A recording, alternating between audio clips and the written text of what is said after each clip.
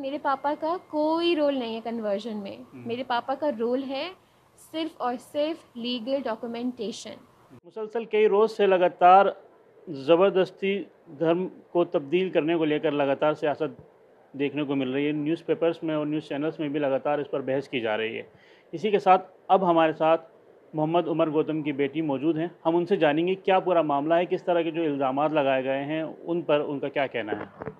जो भी इल्ज़ामात लगाए गए हैं वो बिल्कुल गलत हैं, बिल्कुल गलत। कोई बेस नहीं है, कोई एविडेंस नहीं है। मेरे पापा को बुलाया गया था for investigation Mussoorie police station. वो भी किस तारीख काशिफ। को बुलाया गया था और कब बुलाया गया था, किस तरह से, क्या नोटिस वगैरह जारी किया गया था? मेरे पापा के पास नोटिस आया था और नोटिस में ये लिखा गया था कि आपको पुलिस स्टेशन आना है, और वो भी काशिफ और विपुल के केस में, क्योंकि वो मंदिर गए थे जहाँ उनको गिरफ्तार किया था। तो मेरे पापा को गिरफ्तार नहीं किया था, काशिफ को और विपुल को गिरफ्तार किया था मंदिर से। मेरे पापा के पास नोटिस आया था कि उस रिलेशन में आपसे पूछताछ के लिए पुलिस स्टेशन आना है। तो मेरे पापा चले गए थे। कोई ज़ोर ज़बरदस्ती नहीं किया किसी ने, जैसे न्यूज़ बता रही है छापा मारा, ऐसा कुछ भी नहीं हुआ। उनको बुलाया गया था और वो चले गए थे। उनको लगा कि सवाल जवाब होंगे, लेकिन वो सवाल जवाब बहुत सीरियस हो गया क्योंकि एटीएस और आईबी इन्वॉल्व हो गई थी। तो उन्होंने पापा से बहुत सवाल किया आईडीसी के बारे में, डॉक्यूमेंटेशन के बारे में। थोड़ी देर के बाद पता चला, न्यूज़ में हेडलाइंस आ रही हैं कन्वर्जन, जिहाद। लेकिन मेरे पापा का कोई रोल नहीं है कन्वर्जन में। मेरे पापा का रोल है सिर्फ और सिर्फ लीगल डॉक्यूमेंटेशन, दैट्स इट। वो भी रिवर्ट्स का। मतलब आपके पापा के पास खुद से लोग आया करते थे जिनको ज़रूरत होती थी, इस तरह से लोग आया करते थे? जी, कुछ लोगों ने 1999 में इस्लाम कबूल कर लिया था, कुछ लोगों ने 2006 में कबूल कर लिया था। वो लोग अपने डॉक्यूमेंट्स के लिए आईडीसी को कांटेक्ट करते थे, सिर्फ डॉक्यूमेंट्स के लिए। गैजेट, सर्टिफिकेट ऑफ मैरिज, नोटिफ और सर्टिफिकेट ऑफ नेम चेंज, इन सब डॉक्यूमेंट्स के लिए। लीगल कार्रवाई, अगर हम कहें कि आम ज़बान में, कि लीगल कार्रवाई जो उन लोगों को परेशानी होती थी उसमें मदद किया करते थे। पापा का जो मेन मकसद था आईडीसी चलाने का, वो यही था कि उनकी हेल्प करना है लीगल वे में, इलीगल वे में नहीं। लीगल वे में उन लोगों की मदद करना है, वो भी डॉक्यूमेंटेशन में। जैसे मैंने आपको बताया, जो भी बनकर आते थे गैजेट, सर्टिफिकेट, वो सारे गवर्नमेंट ऑफ इंडिया से बनकर आते थे। मजिस्ट्रेट उन्हें अप्रूव करता था, उसके बाद हम उनको हैंड ओवर कर देते थे। मौलाना उमर गौतम की तरफ से ही ये बात कही गई थी कि उनके पास डॉक्यूमेंट पूरे हैं, तो क्या वो फाइल अपने साथ लेकर गए थे? जी, जब वो सबसे पहले जब गए थे पुलिस स्टेशन, तो सवाल जवाब किया था। पापा से पूछा था मैंने कि क्या पूछा। पापा ने कहा कि एक हॉल था, वहाँ पे उन्हें बिठाया गया था और 7-8 लोग थे जो उनसे सवाल कर रहे थे। कोई पीछे से कर रहा था, कोई लेफ़्ट से, कोई राइट से। फिर ये भी कहा कि डॉक्यूमेंट्स के साथ सैटरडे को बुलाया गया है। डॉक्यूमेंट्स में पासपोर्ट, अकाउंट डिटेल्स, सिर्फ पापा की अकाउंट डिटेल्स नहीं, मेरी, मम्मी की और मेरे दोनों भाई की। तो वो सब पापा ने कलेक्ट किया। उसके बाद पापा को लगा कि सारे डॉक्यूमेंट्स हैं। कोई भी इंसान होगा तो वो कॉन्फिडेंट होगा कि सारे डॉक्यूमेंट्स हैं मेरे पास, तो नेचुरल है जब कोई शो कर रहा है एविडेंस और प्रूफ अपने काम के बारे में, तो वो तो ऑब्वियसली कॉन्फिडेंटली जाएगा। मेरे पापा भी वैसे ही गए सारे डॉक्यूमेंट्स के साथ। तो ये फ्राइडे और सैटरडे 2 दिन बुलाया गया था? जी, थर्सडे को बुलाया गया था, फ्राइडे को पापा घर में थे, अच्छा, फिर छोड़ सैटरडे को दिया दोबारा गया था, बुलाया। फिर सैटरडे को बुलाया गया था। ये सवाल बार बार लगाया गया और मतलब एटीएस ने भी ये बात बोली है कि फॉरेन फंडिंग का उसमें मुद्दा उठाया है। तो क्या इस तरह का आपने जब अपने डॉक्यूमेंट्स दिखाए और क्या नाम है बैंक डिटेल्स वगैरह दिखाई, तो क्या उसमें इस तरह की कुछ बात है? बिल्कुल भी नहीं, बिल्कुल भी नहीं। ये फैब्रिकेशन है, ये मैनिपुलेशन है। मेरे पापा की कोई भी फंडिंग करोड़ों में नहीं हुई है। इनफैक्ट मैं ये दावे के साथ बोल सकती हूँ कि कोई भी फंडिंग एक साल में 1 करोड़ की नहीं हुई होगी, 50 लाख की भी नहीं हुई होगी। I know. और मैं चाहती हूँ कि ये एलिगेशन लगाने से पहले आप प्रूव करें कि हाँ, ये ट्रांजैक्शन मेरे पापा के अकाउंट में आया है। ज़बरदस्ती की बात है तो आपके पापा जब कन्वर्ट हुए थे तकरीबन बहुत लंबा अरसा गुजर गया, क्या इस दौरान आपका जो पापा की जो फैमिली है उनसे ताल्लुक़ रहा है इस दौरान? नहीं, तब तो जब हम छोटे थे, तब तो हमारा कोई कॉन्टैक्ट नहीं था ऑनेस्टली।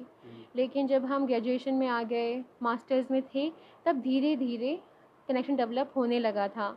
हमारे घर में चाचा आने लगे, कज़िन्स आने लगे, मामा, मामी, नाना भी आए मेरे, जिन्होंने बायकॉट कर दिया था मेरे पापा को और मम्मी को। लेकिन आफ्टर सम टाइम मेरे नाना भी घर आए, मेरी नानी भी घर आए। और ये देखें कि इस्लाम में सबसे पहले अगर आपको दावत देनी है तो अपने ख़ानदान के लोगों को दो, अपने आसपास के लोगों को दो। तो अगर मैं आसपास के लोगों के बारे में बात करूं, अपनी मम्मी, वो सब ये भी नॉन मुस्लिम है?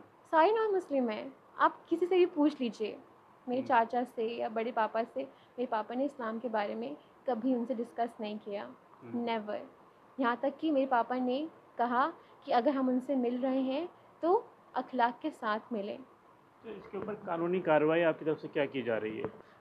जमीयत हमारा बहुत साथ दे रही है, बहुत, और वो हमारे सपोर्ट में है। And I am really thankful to Jamiat और जो भी लोग मौलाना महमूद एसोसिएटेड। बंदी की जी तरफ से जी ऐलान हुआ जी था। बिल्कुल, उन्होंने ऐलान किया था, तो हम बहुत शुक्रगुजार हैं कि वो सपोर्ट कर रहे हैं और वो कोशिश कर रहे हैं कि मेरे पापा को क्लियर चिट मिल जाए। तो ये इल्ज़ामात लगे और आपने मीडिया में देखा एक तरह से, मतलब जहां आपके पापा खुद ये बात बोल रहे हैं कि जो काम है वो सारा डॉक्यूमेंटेड है, वहीं दूसरी तरफ वो इल्ज़ाम लगाया जा रहा है, तो उसको देखते हुए आप क्या फ़ील करती हैं जिस तरह से मीडिया उसको दिखा रहा है? डिप्रेशन होता है ऑनेस्टली, वन वर्ड ना, डिप्रेस्ड। तो जब भी मैं न्यूज़ देखती हूँ तो मुझे बहुत रोना आता है, लेकिन आई एम लाइक स्ट्रॉन्ग और मुझे यकीन है कि मेरे पापा को क्लीन चिट मिल जाएगी, क्योंकि ऐसा कोई एविडेंस अभी तक किसी ने शो नहीं किया है और ऐसा मेरे पापा ने कोई काम किया भी नहीं है जिससे ये शो हो सके कि मेरे पापा ने किसी को जबरन कन्वर्ट किया या आईएसआई की फंडिंग आई है या मेरे पापा पाकिस्तान गए हैं। तो मुझे यकीन है, भरोसा है, उम्मीद है कि लोगों की दुआओं से और मेरे पापा की सच्चाई सामने आएगी। अच्छा, बिलाल फ़िलिप से भी नाम जोड़ा जा रहा है, वो क्या मामला है? क्या ज़ाकिर नाइक से कभी मुलाकात रही है आपके पापा की? नहीं, मेरे पापा की कभी उनसे वन ऑन वन बातचीत नहीं हुई है। और आईडीसी का टाई अप हुआ था इस्लामिक ऑनलाइन यूनिवर्सिटी से। तो मीडिया जो न्यूज़ फैब्रिकेट कर रही है कि मेरे पापा ऑनलाइन कन्वर्जन का काम करते थे, वो बिल्कुल गलत है, बेसलेस है। जितना मैं जानती हूँ, जितना मुझे पता है, क्योंकि मेरी कुछ फ्रेंड्स हैं जिन्होंने इस्लामिक ऑनलाइन यूनिवर्सिटी में एडमिशन लिया है, तो उन लोगों का जो सेंटर है वो आईडीसी है। तो आईडीसी का tie up Islamic online university से है। तो जो स्टूडेंट्स हैं इस्लामिक ऑनलाइन यूनिवर्सिटी के, वो अपना एग्ज़ाम देने के लिए आईडीसी आते थे, लेकिन उसमें आईडीसी का कोई इन्वॉल्वमेंट नहीं। अच्छा, जो अब तक जो कहा जा रहा है, मतलब आपके पापा ने भी बताया, एक वीडियो भी बहुत वायरल हुआ जिसमें वो खुद ये बात बोल रहे हैं कि मेरे पास डॉक्यूमेंटेड 1000 लोग हैं, वो खुद ये बात बोल रहे हैं और उसी को पुलिस अपना फैब्रिकेट कर रही है। तो इसमें क्या कुछ लोगों ने आपसे कांटेक्ट किया कि इस तरह के जो इल्ज़ामात लग रहे हैं वो बेबुनियाद हैं? इस तरह जी, की बहुत लोगों ने कांटेक्ट किया है, जो डिवोटेड मुस्लिम्स हैं, बहुत लोगों ने कांटेक्ट किया है, जो तैयार हैं मीडिया के सामने बोलने के लिए कि उन्होंने इस्लाम धर्म अपनी मर्ज़ी से कबूल किया है और मेरे पापा का कोई रोल नहीं है कन्वर्जन में। मेरे पापा ने सिर्फ उनको असिस्ट किया है लीगल डॉक्यूमेंटेशन, दैट्स इट। और जो दूसरी बात आप बोल रहे हैं, वो जो वीडियो प्ले कर रहे हैं न्यूज़ चैनल कि मेरे पापा ने 1000 लोगों को कन्वर्ट किया है, तो कहीं भी कन्वर्ट वर्ड नहीं है। अगर आप ध्यान से सुने, अगर आप इंटेलिजेंट हैं तो आप फिगर आउट कर सकते हैं। मेरे पापा ने साफ साफ कहा है कि अभी तक 1000 रिवर्ट्स का लीगल डॉक्यूमेंटेशन आईडीसी में हो गया है और वो डॉक्यूमेंटेशन की फ़ाइल है। इसलिए जो भी रिवर्ट आता है, सबसे पहले मेरे पापा उसको एप्लीकेशन फॉर्म देते हैं जिसमें साफ साफ लिखा है legal documentation under the constitutional right of India. अच्छा, ये केस यूपी में चल रहा है और यूपी में योगी हुकूमत की तरफ से लगातार बार बार, जैसे पहले गैंगस्टर एक्ट लगाने की बात की, एनएसए को लगाने के लिए बोला, फिर एनआईए को बोला कि वो इस केस को देखे। इन सब के बाद क्या आपको ये, मतलब ये फील होता है कि आपको इंसाफ मिलेगा अदालत से? मुझे पूरा यकीन है ऑनेस्टली, क्योंकि इन द एंड सच्चाई की हमेशा जीत होती है। टीवी में जो दिखाया जा रहा है वो बहुत गलत है। पापा को बहुत लोग गलत भी समझ रहे हैं, बहुत सारे क्वेश्चंस भी उठ रहे हैं कि अच्छा क्या ये बात सच है कि फंडिंग होती थी या आईएसआई के साथ कनेक्शन है। लेकिन मुझे यकीन है जुडिशरी में और लोगों की दुआओं में और अल्लाह की मदद में कि मेरे पापा एक सच्चे इंसान हैं और उनकी सच्चाई सबके सामने आएगी और ये प्रूफ भी हो जाएगा कि जो भी एलिगेशंस लगे हैं, जो भी लगाए जा रहे हैं, वो सारे बेबुनियाद हैं। चाहे वो एनएसए का हो या टेररिज्म का हो या जिहादी का है, कोई भी। तो मुझे यकीन है, मुझे उम्मीद है, इसलिए मैं डिसअपॉइंटेड बिल्कुल भी नहीं हूँ। और मैं पूरे यकीन के साथ ये कह सकती हूँ कि जब एविडेंस शो किए जाएंगे तो जस्टिस मेरे पापा को मिलेगी बाय दी कोर्ट। तो ये थी मोहम्मद उमर गौतम की बेटी, जिनका साफ कहना था कि उनको अदालत पर, अदलिया पर पूरा यकीन है। आइंदा दिनों में जब इसका फैसला होगा तो ये सारी बातें साफ़ हो जाएंगी कि मेरे वालिद साहब बिल्कुल बेकसूर थे, उनको फंसाया गया था। ईटीवी भारत के लिए दिल्ली से मोहम्मद राहिम।